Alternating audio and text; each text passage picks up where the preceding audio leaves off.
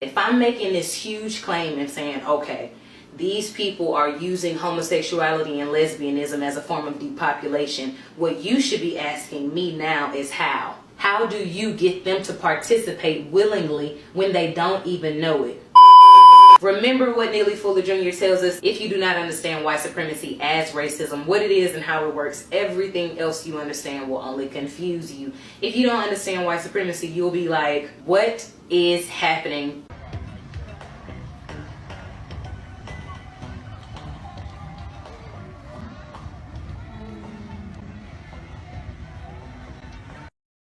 Recalls the Tatiana Jefferson video that I did where I explained the genetic disposition European people are in.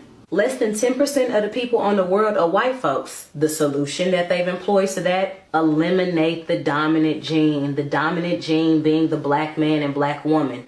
Whether that be through police killings, it does not matter. Eliminate the dominant gene. Whether that be through sterilization of black men and black women in prison, or sterilization through birth control, sterilization through abortion. The homosexuality agenda with black men to put black men in dresses. We see Pharrell, new masculinity. That is the elimination of the dominant gene of the black man and black woman. If it is poverty, if it is prison with long-term sentences that are unjustified, with petty crimes because you must sit a black man in prison where he cannot have children, regardless, the solution is to eliminate the dominant gene. So if you are in that type of disposition and you are trying to maintain a strategy to magnify your numbers while also minimizing the number of the dominant gene, what would you do when you have black men who choose to live lives with black male partners and that's what they want? What do they not have by default? Children.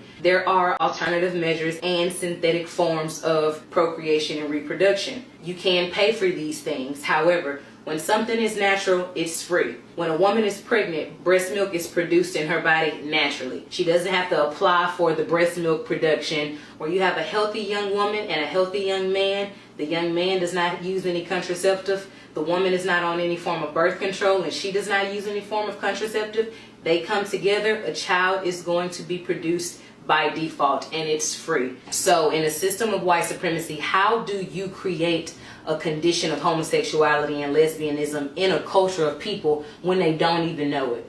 Create conditions or opportunities of increased probability. What do I mean when I say create conditions? Take this as the black family. The black man sits in front of the house. He guards and protects the front from any of life's woes, because life's woes is happening to everybody no matter what race we are.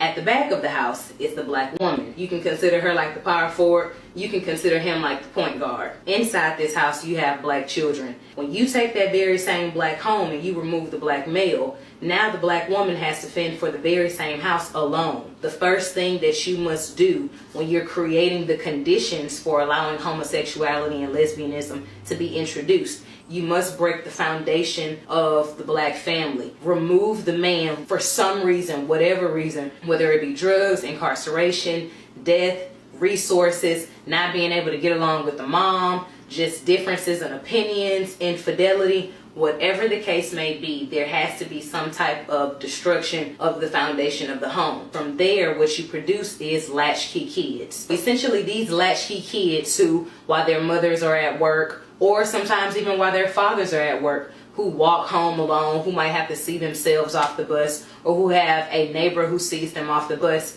oftentimes find themselves susceptible, more susceptible than children who have a solid foundation. Because a lot of our mothers are working, a lot of our grandmothers are working, our aunts are working. We see them go through the struggle of having to maintain a household, having to again play both positions on their own. And this is where the system of white supremacy also masculates women. And while the mother is managing and staying afloat, she receives assistance. These people that often assist her, more times than not, look physically healthy, but subconsciously and spiritually, they're dealing with major issues. These uncles, these aunts, these coaches, these football coaches, basketball coaches, these pastors, these mentors, these close relatives, more times than not are the individuals who actually are preying on the children. And once you add all of this together, you create an opportunity or a window for this behavior to take place, to introduce itself, to become a concept or an idea in a person's mind. Before it, you have no concept of it. You have no idea of it. After it happens, now you have an idea of it. And